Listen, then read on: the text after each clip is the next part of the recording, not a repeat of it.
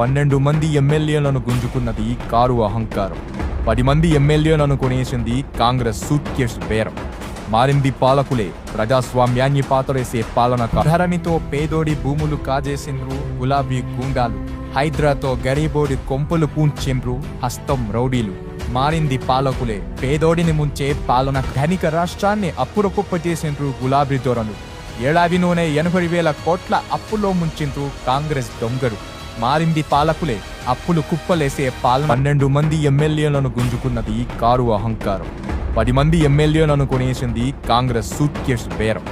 మారింది పాలకులే, ప్రజాస్వామ్యాన్ని పాతరేసే పాలన. 1,00,000 కోట్ల కాళేశ్వరం నింపింది గులాబీ ఖజానా. 1,50,000 కోట్ల మూసి కురిపిస్తది హస్తానికి కాసుల వాన. మారింది పాలకులే, ప్రజాధనాన్ని దోచుకునే పాలన. ఆగమైన ఆటో బతుకులు, ఉపాధి కరువై రోడ్డున పడ్డ కుటుంబాలు, భారమై ఉరిపోజుకుంటున్న పానాలు, కాగితాలకే పరిమితమైన 12,000 రూపాయలు. పత్తాలేమి కాంగ్రెస్ నేతలు పట్టించుకోని సీఎం రేవంతారు. ఇంకెన్ని ప్రాణాలు పోతే చెలిస్తారో, ఇంకెన్ని కుటుంబాలను అనాథలు చేస్తారో. ఆమెపై రోజుకో అత్యాచారం అయినా ఆ కుంపన్న గుండె చిరిచ్చదు.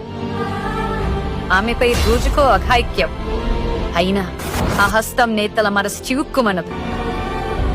ఆమెపై పూటకో దాడి అయినా ఆ చేయి పార్టీ నోరు పెగలదు.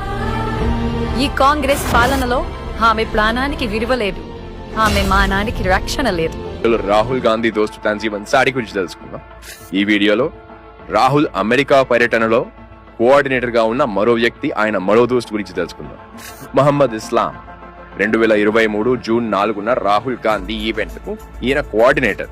ఇతను న్యూజెర్సీలోని ముస్లిం సెంటర్ ఫర్ గ్రేటర్ ప్రిన్స్టన్ అనే MCGP అనే సంస్థతో సంబంధం కలిగిన వ్యక్తి.